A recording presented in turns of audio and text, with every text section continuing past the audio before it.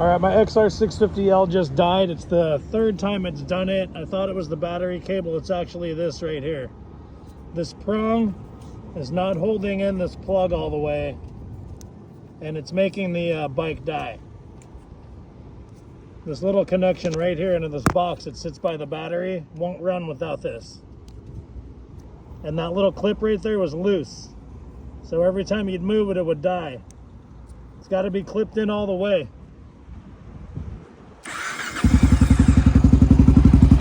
If that's a little bit loose, it'll die. Like that. That's what it was doing. Won't start like that. So make sure that's snapped in all the way. And this green tab is pushed down and locked in, otherwise it won't start.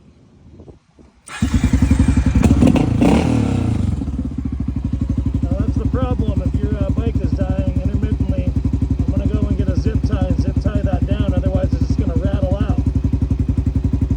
It's the piece that tucks right back here in the battery box. It's supposed to sit like that.